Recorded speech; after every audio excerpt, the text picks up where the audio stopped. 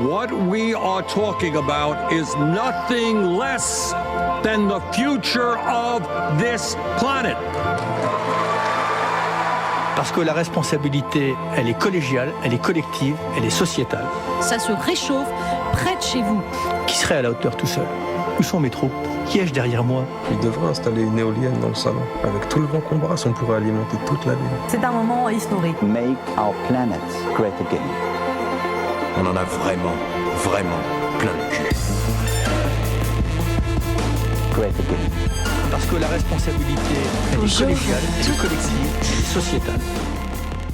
Bonjour à toutes et à tous. En ce 25 janvier, vous écoutez Agissons, le magazine de la transition écologique. 30 minutes où l'on aborde les sujets clés de l'environnement et l'on vous aide dans votre quête d'un mode de vie plus respectueux de la nature. Pour vous éclairer, une équipe ravie d'être avec vous ce matin. Maxence, Justine et Mehdi à mes côtés pour l'animation. Alors Mehdi, quel est le thème de notre émission ? Bonjour Pauline. Aujourd'hui, nous aborderons quelques défis écologiques à relever pour l'île et sa métropole. En première partie, nous vous proposons un reportage intitulé « Comprendre où l'on vit pour savoir comment agir », suivi d'un billet d'humeur de Magali. Ensuite, nous vous ferons découvrir un acteur associatif qui connaît plutôt bien RPL. Mais avant ça, un petit point définition s'impose. Si je vous dis transition énergétique et industrielle, biodiversité ou encore permaculture, est-ce que vous éteignez votre poste ou passez à une autre émission ?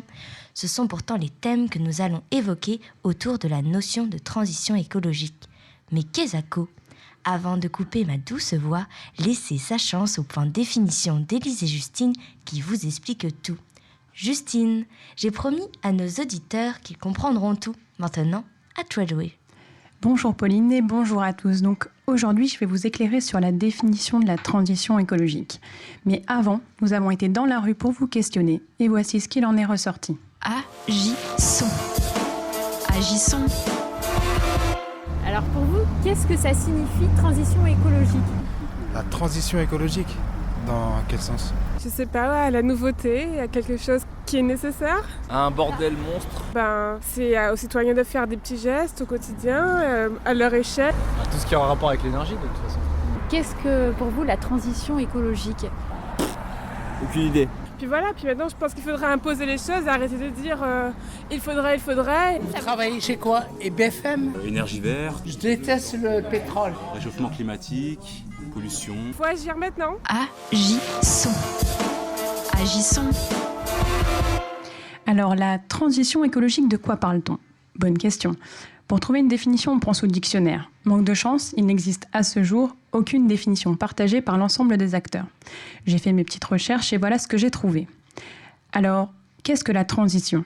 On parle d'un passage d'un état à un autre, caractérisé par une reconfiguration totale du système.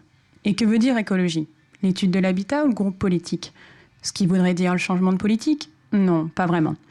Je me suis ensuite demandé si la transition écologique était une notion nouvelle. Eh bien non. Vous avez déjà tous entendu parler du développement durable. Eh bien, les deux notions sont liées. Mais c'est en 2005 que le concept a été formalisé par un enseignant anglais en permaculture, Rob Hopkins.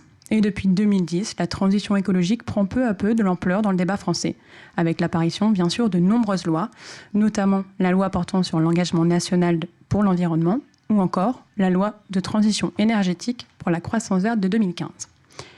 Aujourd'hui, il n'est plus question d'imaginer un développement durable, mais bien de soutenir la transition de notre société. Et est-ce que la transition écologique est un gros bordel ? Alors oui, c'est en effet un terme complexe qui touche à de nombreux domaines. À l'origine, le concept était majoritairement appliqué aux villes pour qu'elles puissent faire face à la crise pétrolière et au changement climatique. Mais aujourd'hui, elle se décline en de multiples autres chantiers interdépendants, comme par exemple la transition énergétique, la préservation de la biodiversité, la transition industrielle, le changement de nos modes de vie, pour ne citer que ces quatre-là. Pour vous résumer le tout, la transition écologique, c'est le passage de notre système actuel à un système nouveau, un système plus respectueux, un système où nos façons de consommer, de produire, de travailler et de vivre ensemble auront dû se renouveler pour être plus durables tant socialement qu'écologiquement. Et en effet, chacun, que ce soit les animateurs de l'émission, les personnes qui nous écoutent et le monde entier, a un rôle à jouer. J'espère vous avoir apporté une définition des plus claires et je vous souhaite une bonne journée. C'était très clair, en tout cas, merci pour cette définition. Nous allons maintenant passer au reportage sur l'écologie de votre région. Mehdi et Thibaut, avec leurs bottes en caoutchouc, leurs cirés jaunes à travers la tempête, la grêle et même les vaches, se sont démenés pour vous faire un reportage de qualité, n'est-ce pas Mehdi ? C'est presque ça, Pauline. Je n'ai pas enfilé les bottes, mais j'ai rencontré des pointures. Place au reportage. Agissons. Agissons. Comprendre où l'on vit pour savoir comment agir. C'est ainsi que se nomme notre reportage. Agissons, oui, mais pour agir, comprenons. Pour comprendre, il faut des connaissances. Et c'est un peu le but de ce reportage, une sorte d'ode à la curiosité. Nous sommes allés à la rencontre de 2 acteurs associatifs de la métropole lilloise, afin qu'ils nous éclairent un peu plus sur ce territoire riche et complexe. Qui sait, peut-être que vous en apprendrez un peu plus sur votre lieu de vie, que ce soit son histoire, ses écosystèmes et ses autres particularités. Originaire du bassin minier dans le Pas-de-Calais, Denis Lagache est salarié de l'association Les Blongios. Cette dernière est spécialisée dans les chantiers nature de bénévoles, que ce soit en milieu naturel, urbain ou sur des friches industrielles. Ces chantiers se font toujours en partenariat avec les gestionnaires d'espaces naturels. Nous avons d'abord demandé à Denis ce qui lui évoquait le titre de notre reportage, « Comprendre où l'on vit pour savoir comment agir ». Je pense qu'on peut avoir envie de protéger que ce qu'on aime et on ne peut aimer que ce qu'on connaît. Et il y a beaucoup de personnes qui ont des a priori, des préjugés sur le travail qui peut être fait dans la restauration des milieux naturels. Notre meilleur exemple, c'est quand on croise des gens sur les terris qui nous disent « Ah bon, vous travaillez avec les gardes ?» Bah oui, les gardes ne sont pas payés uniquement à balader avec une paire de jumelles. Le gros de leur boulot n'est pas uniquement faire de la surveillance et du comptage, mais bien faire de la gestion à proprement parler. Donc c'est bien créer ou entretenir des mares, c'est planter ou tailler des arbres têtards, planter des haies, faire de la réouverture de milieux, des choses comme ça. Bien qu'il ne se plaît pas à le dire, Denis possède son lot de connaissances au sujet des Hauts-de-France. Nous lui avons donc demandé de nous raconter l'histoire récente de la région ainsi que son évolution qui lui est propre. On est quand même un carrefour de l'Europe, on est un territoire qui a beaucoup été envahi de droite, de gauche. Là, 2018, en fait, ça fait 350 ans que la ville de Lille et les Flandres ont été rattachés au Royaume de France. On est sur un modèle agricole productiviste. Au sortir de la Seconde Guerre mondiale, on a eu un banc de discours qui disait la France a faim, la France a faim. Donc pour le coup, comme on avait une terre fertile, on a mis le paquet là-dessus. Donc voilà. On peut se poser des questions sur la préservation de tous ces territoires-là. Et puis après, on a quand même eu aussi des mouvements industriels assez forts. La révolution verte, révolution de la chimie, qui est venue accentuer cette approche productiviste de l'agriculture. La révolution industrielle avec notamment le développement de l'exploitation de la houille. Donc là, pour le coup, le bassin minier, qui est une petite bande qui va de 10 à 15 km de large, mais sur 70 km de long, donc qui démarre dans le Béthunois et qui se finit à la frontière belge, enfin, qui se finit pour notre territoire, mais qui se continue sur le territoire belge, où là, clairement, on a artificialisé les sols. Et on va rajouter une nouvelle page de notre histoire, qui est les 2 conflits mondiaux, et notamment la Première Guerre mondiale, où, pour le coup, on a eu besoin de creuser des tranchées, donc il fallait les étayer. Donc on a coupé des arbres pour pouvoir étayer, couplé au fait qu'il fallait étayer les galeries minières. Donc pareil, nos boisements ont disparu à vitesse grand V. Le secteur d'Arras a été complètement labouré pendant la bataille de l'Artois quand même. Il est tombé à peu près 1 tonne d'obus au mètre carré. Ce qui, je fais pas un dessin, je pense que le chiffre parle de lui-même. Donc voilà, on a un territoire qui a été remodelé un petit peu dans tous les sens. Donc il y a du boulot. Ça c'est clair, Denis. Notre deuxième rencontre est une ancienne parisienne. Arrivée à Lille en 2004, Hélène Allais est aujourd'hui coprésidente d'Entreliane. Cette association a été créée pour faire valoir le principe de mise en œuvre de trames vertes et bleues, locales et participatives.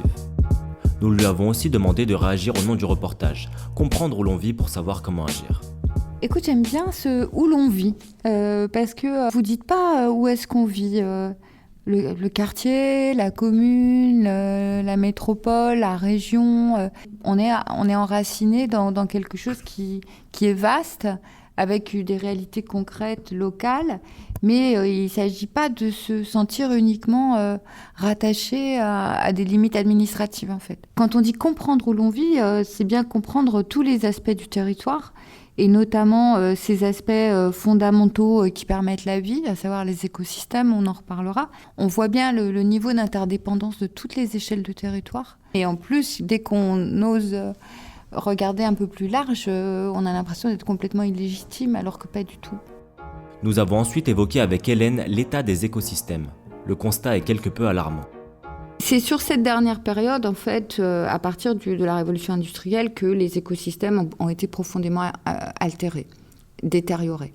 D'abord parce qu'on s'en est un peu foutu, puisqu'on avait d'autres sources de richesse, donc on n'était plus attentif, en fait, à leur entretien, ce que des milliers d'années auparavant avait été un enjeu hyper important.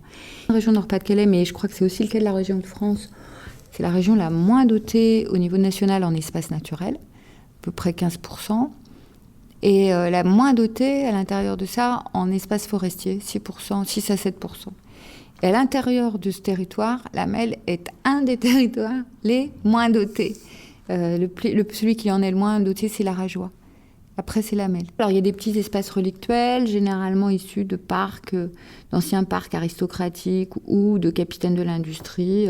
On a beaucoup de golf sur la métropole, on en a quand même 10. J'ai pas fait le calcul, mais je serais pas surprise que ça fasse autant que les espaces verts publics, voire plus. Donc, voilà. Il y a peu, mais vraiment très peu d'espaces sur la métropole où les végétaux peuvent vraiment faire leur cycle spontané de façon non contrôlée. Et ce sont ces espaces qui sont les plus nécessaires à la vitalité de la biodiversité, parce que c'est ceux où se renforce la biodiversité. Et on les trouve dans les friches. Et ces friches, aujourd'hui, pour la plupart, font l'objet de projets d'aménagement sans que leur richesse écologique n'ait été reconnue, sachant qu'en plus, sur le territoire, bien sûr, on a un certain nombre d'hectares de friches suite à l'effondrement industriel.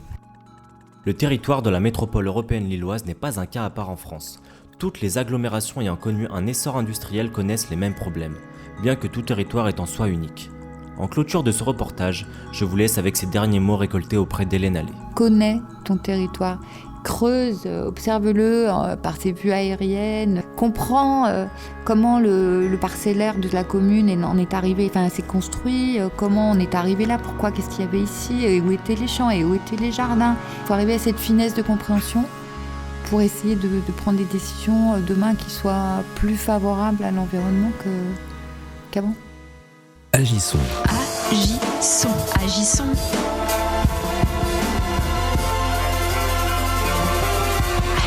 Le magazine de la transition écologique. Après ces paroles réfléchies, écoutons maintenant Magali, notre chroniqueuse haute en couleurs, qui n'y va pas de main morte.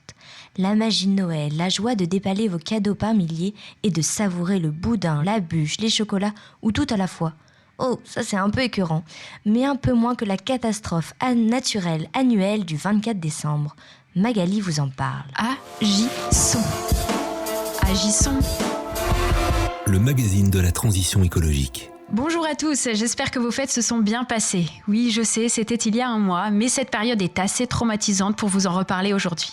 Noël, célébration consumériste par excellence. Alors pour les plus négatifs évidemment, Pour les autres, foie gras à volonté, saumon fumé contaminé au PCB et bourré d'antibiotiques, champagne aux pesticides, cadeaux inutiles suremballés, chocolat à l'huile de palme et j'en passe. Alors cette année, j'ai prévenu ma famille, j'avais briefé la mère, la tante, le cousin. Les papiers cadeaux seront en tissu ou dans un sac réutilisable, la nourriture achetée dans nos propres contenants et aucun feu de cheminée. J'étais motivée, ce Noël serait écolo ou ne serait pas. Alors ça, c'était la théorie. Puisque dans la pratique, j'aurais uriné dans une contrebasse, c'était pareil. Des cubes de fromage vendus sur un plateau en plastique pour l'apéro, le boudin blanc du dîner sous blister, et les papiers cadeaux avaient à peine le temps de découvrir leur surprise qu'une main les attrapait pour les faire brûler dans le feu de cheminée.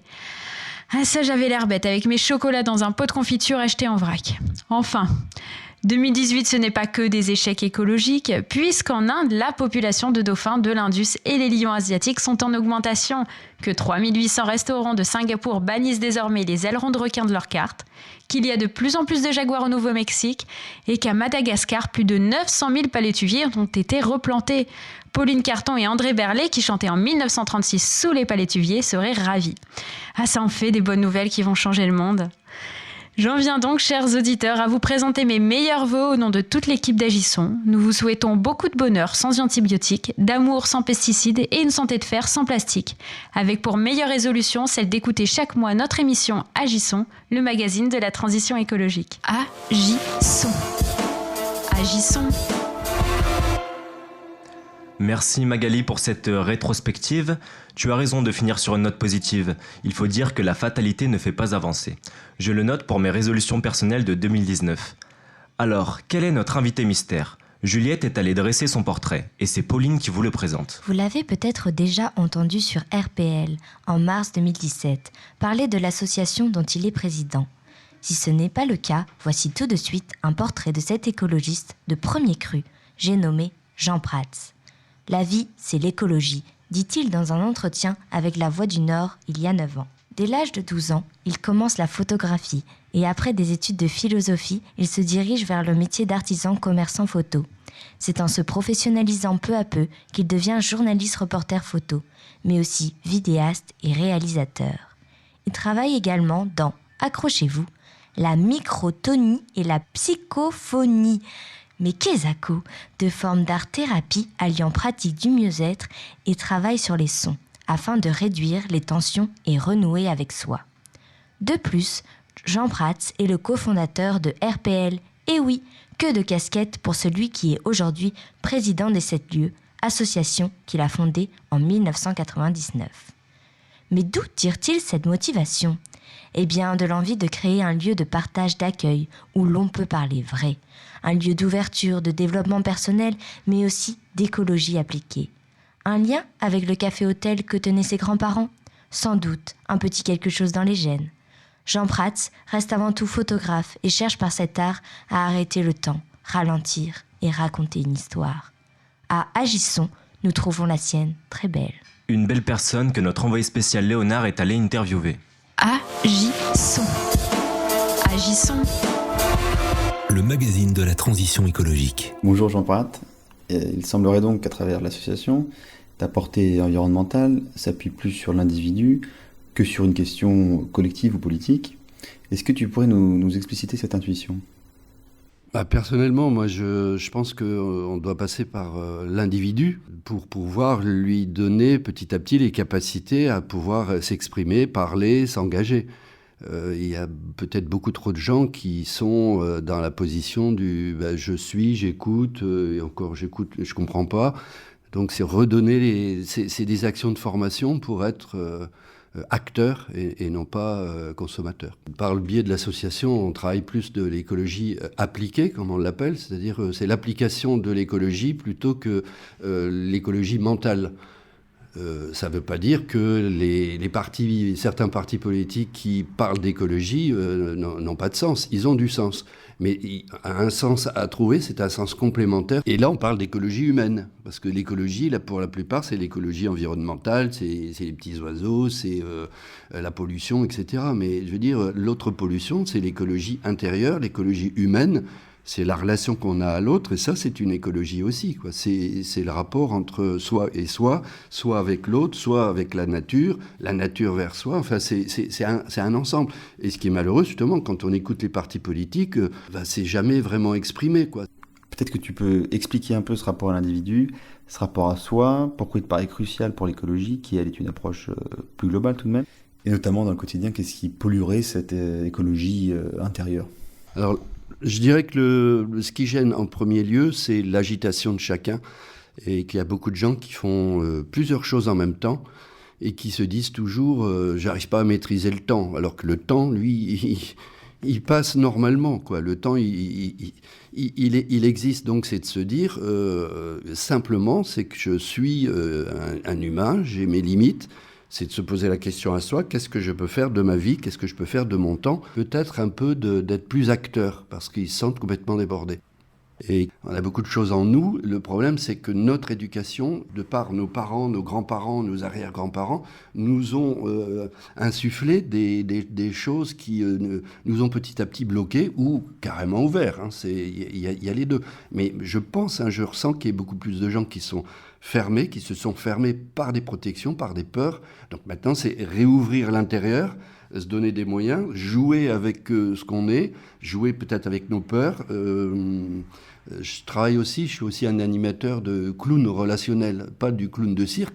Il y a un groupe comme ça, on a des petits papiers, ils tirent une histoire, il y en a un deuxième, il tire une autre histoire, ils confondent leur histoire et ils vont jouer cette histoire. Donc ils vont jouer d'une façon très clownesque avec des habits, mais c'est pas moi qui parle, c'est ce que je suis à l'intérieur. Et petit à petit, c'est ce que je suis à l'intérieur qui parle. J'essaie d'aller chercher le différent, l'enfoui, la peur, pour pouvoir la sortir et après de faire l'adéquation entre les deux. Je veux dire, calmons le jeu, donnons les possibilités à chacun de s'exprimer et après, petit à petit, chacun va pouvoir apporter des pensées sensées et qui vont être peut-être un peu révolutionnaires. L'art-thérapie est un excellent moyen de vider ce qu'on a en nous et d'éviter de faire du copier-coller. On fait tous la même chose, on est tous identiques et ça plaît bien à des puissances, à des pouvoirs, à des partis politiques, à des gouvernements. Où, si on s'arrête de faire, on passe dans l'être, et là, l'être, il nous indique pas mal de passages possibles. J'aime bien la notion de chemin de traverse. Agissons. Agissons. Agissons.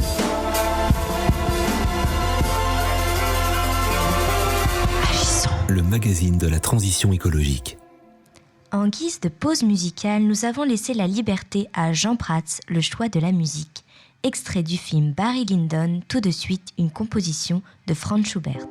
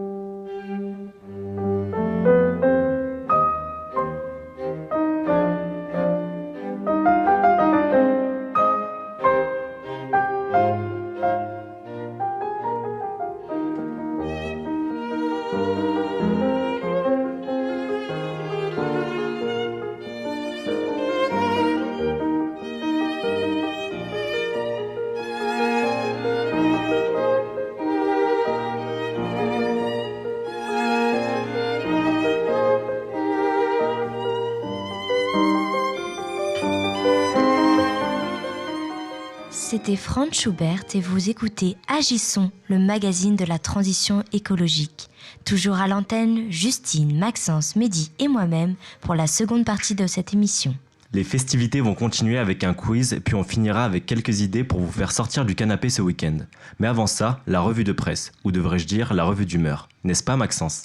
Et oui Mehdi, j'ai concilié la revue de presse avec un petit billet d'humeur, j'ai appelé ça la revue d'humeur. Alors tout d'abord, bonjour à tous. Tout d'abord, tradition oblige, il me reste que quelques jours pour vous souhaiter une belle et heureuse année. Bon, je vais pas vous faire l'affront de vous donner de bonnes résolutions à tenir, mais plutôt des mauvaises à ne surtout pas tenir, attention. Alors n'oubliez pas de jeter vos plastiques dans la rue et si possible dans l'océan. Jetez vos vélos, passez à la moto, abandonnez le bio, c'est pour les bobos. Je pourrais continuer avec brûler des pneus, ça rend heureux, mais il faut que l'émission avance quand même. Hein. Alors je suis là pour faire un petit tour de la presse. Bon, après une année 2018 pleine de victoires, importation d'huile de palme pour le diesel et de désillusions, interdiction du forage en Amazonie, sur le plan écologique et environnemental, plutôt de désillusions et victoires, autant pour moi. Je vais plutôt vous porter des bonnes nouvelles parce que je pense qu'on a assez des mauvaises dans les médias. Alors 2019, c'est tout d'abord l'interdiction des produits contenant du glyphosate, pesticide cancérigène probable pour les particuliers, mais qui continue à être autorisé pour l'agriculture. Tout comme les, accrochez-vous bien, néonicotinoïdes, qui sont des tueurs d'abeilles, mais autorisés avec des dérogations. Ensuite, donc, dans la lignée des mouvements On est prêt, le Green Friday ou encore l'affaire du siècle, le lundi vert a été lancé. Il a déjà été signé par quelques 500 personnes et célébrités. Alors c'est un appel à ne plus manger de viande ni de poisson au moins tous les lundis. C'est une bonne manière de commencer à diminuer sa consommation de viande. Viande qui pollue environ 15% des émissions de gaz à effet de serre selon les Nations Unies. Et puis consommer directement au lieu d'alimenter les bêtes avec ces végétaux, ça permettrait de produire 2 à 20 fois plus de protéines par hectare cultivé. C'est ce qui s'appelle un circuit court. Et sur ce, je pense que l'année continuera sur de bonnes initiatives citoyennes et je l'espère. Agissons. Agissons. Agissons.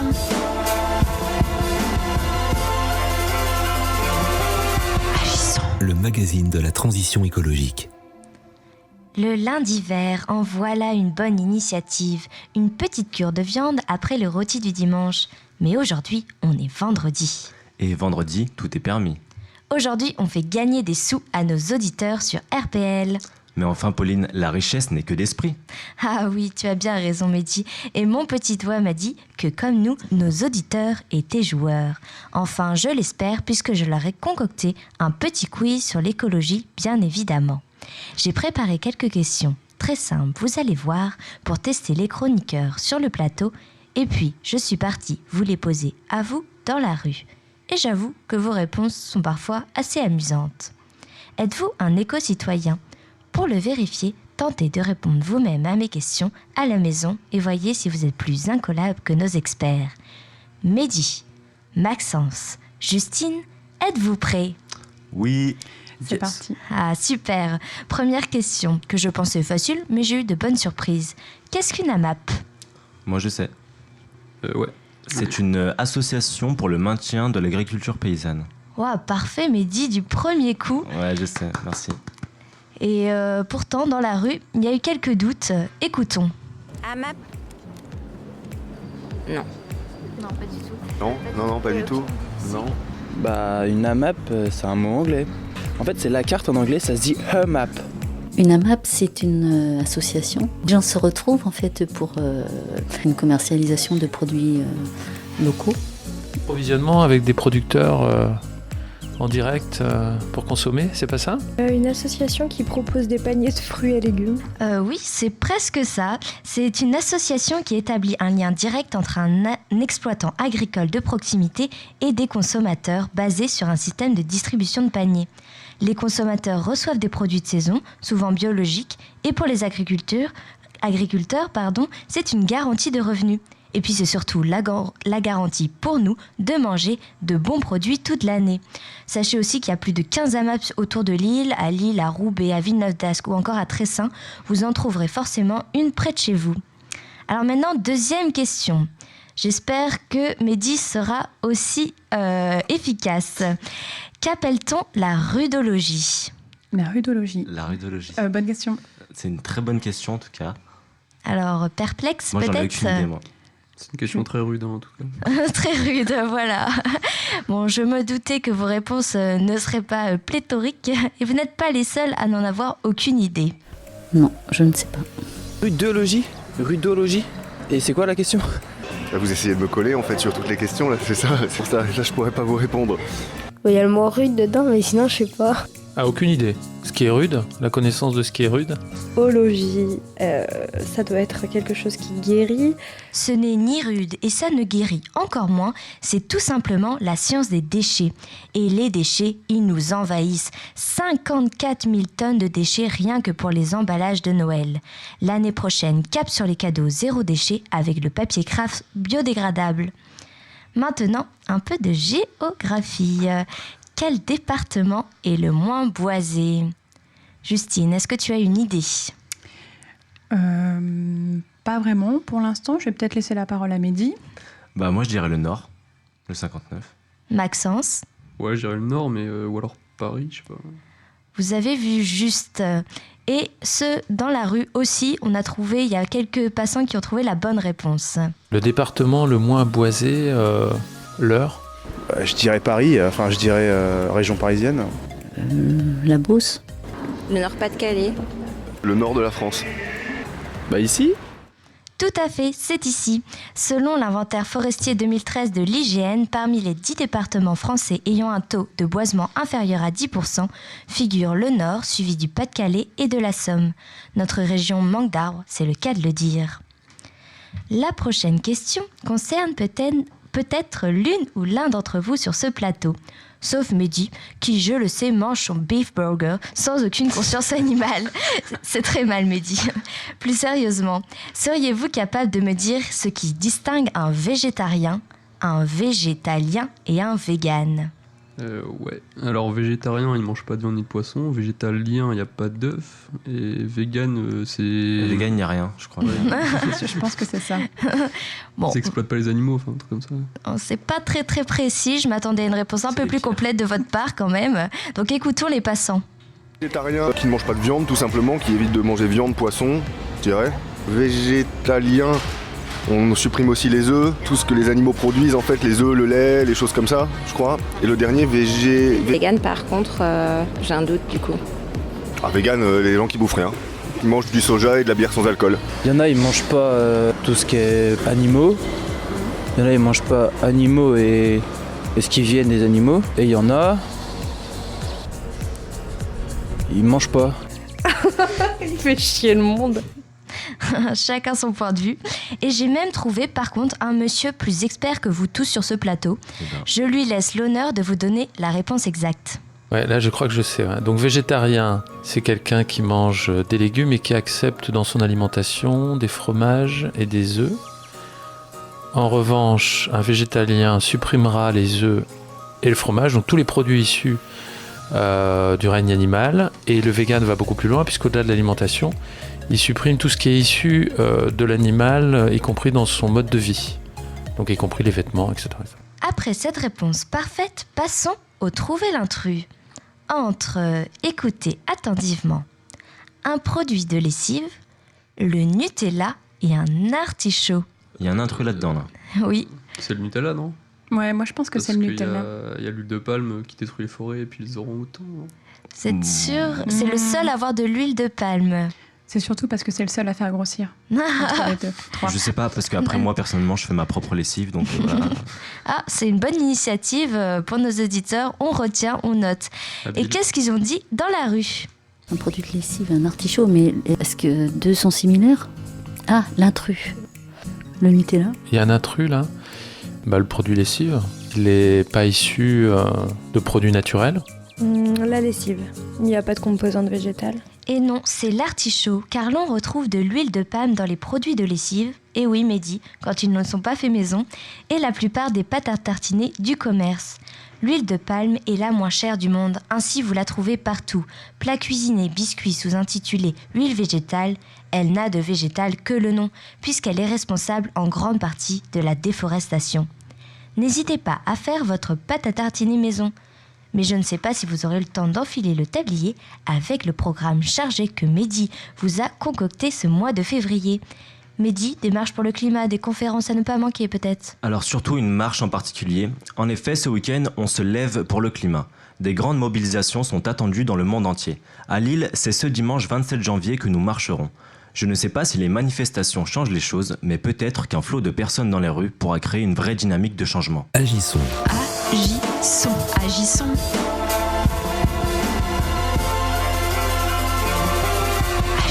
Le magazine de la transition écologique. C'était notre première émission. Merci à tous de nous avoir écoutés. On se retrouve maintenant dans un mois et nous vous laissons sur le titre Arctic Monkeys, Do I Wanna Know.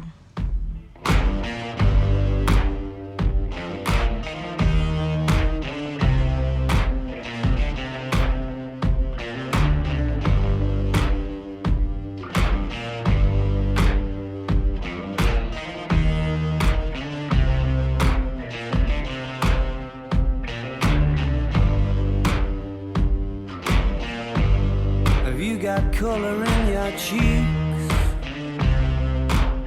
Do you ever get that feel that you can't shift, the tide that sticks around like summits in your teeth?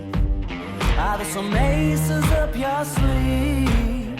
Have you no idea that you're in deep? I dreamt about you nearly every night this week. How many secrets can you keep? 'Cause there's this tune I found that makes me think of you somehow, and I play it on repeat until I fall asleep, spilling drinks on my settee.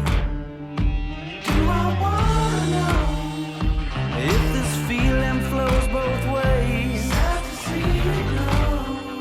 Sorta hoping that you'd stay.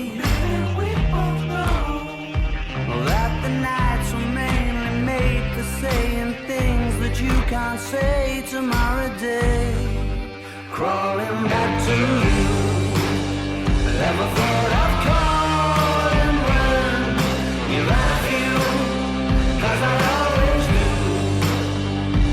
Maybe I'm too busy being yours to fall for somebody new. Now I thought it through. Crawling back to you. So have you got the goods? Been wondering if your heart's still open, and if so, I wanna know what time it should. Simmer down and poker up. I'm sorry to interrupt, it's just I'm constantly on the cusp. I've tried to kiss you. I don't know if you feel the same as I do, but we could be together if you wanted to. Do I wanna know if this